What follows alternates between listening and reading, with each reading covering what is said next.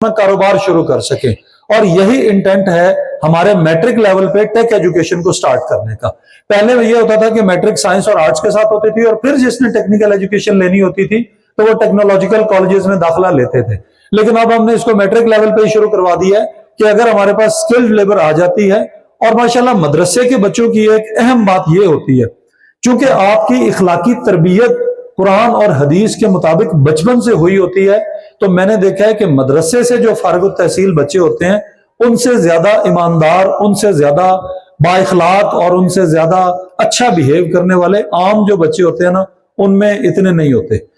اگر آپ لوگ ٹیک ایجوکیشن حاصل کر کے اسی ایمانداری کو، اسی قرآن پاک کی تعلیم کو کیری کرتے ہوئے ہمارا فلیگ لے کے دنیا میں جائیں جہاں اسکل لیبر کی ضرورت ہے، اور دنیا کہے کہ یہ پاکستانی جہاں جاتے ہیں یہ سب سے ایماندار، سب سے ایفیشنٹ لوگ ہوتے ہیں، اور پھر پاکستانی لیبر کی ڈیمانڈ بڑھے، تو یہ ہمارے لیے بڑا ایک سرخروئی ہوگی.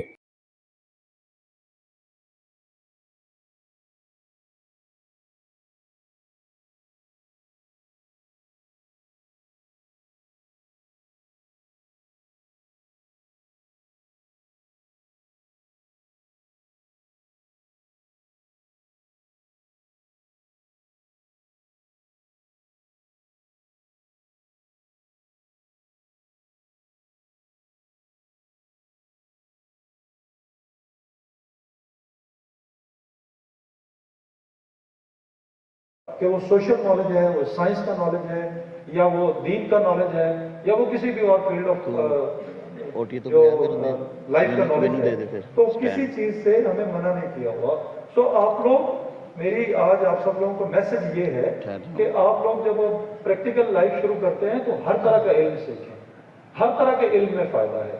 میں نے جب اپنی زندگی کا آغاز کیا تھا تو میرا بھی ایک مذہبی گھرانے سے آغاز ہوا تھا، اور ہمارے لیے بھی جو دائرہ تھا وہ اسلام کا تھا.